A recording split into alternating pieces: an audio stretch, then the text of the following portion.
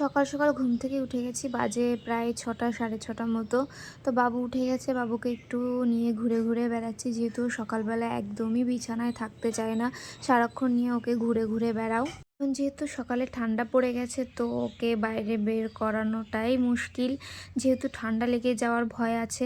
তো এইদিকে বাবুকে একটু ঘুম পাড়িয়ে দিলাম, ঘুমাতেই মোটে চাইছিল না।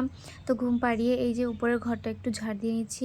মা যেহেতু সকালবেলা নিচে কাজবাজ করে, তো মা উপরে আসার একদমই টাইম পায় না। বাবু রাত্রে যেহেতু বেশি একটা ঘুমায় না, খেলা করে, সেই কারণে সকালবেলা উঠে কিন্তু সেই ৬টা কি ৭টা থেকে টানা ৮টা ৯টা পর্যন্ত ঘুমায়। তো সেই টাইমটুকুই আমি নিজের কাজ বাজ যা আছে সেটাই করে ফেলি। দিন পর ছাদে আসলাম, ছাদে এসে দেখি দু একটা গাছ আর বেঁচে আছে। ছাদে আর বেশি গাছপালা নেই, ২-৪টে গাছ আছে। তো মা এখানে দেখলাম শিউলি গাছ লাগিয়েছে, দুটো পেয়ারা গাছ লাগিয়েছে।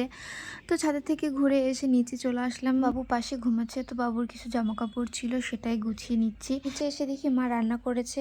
আজ যেহেতু শনিবার, সে কারণে এখানে ডাল, আলু ভাজা আর এখানে পেঁপের একটা নিরামিষ তরকারি রান্না করেছে।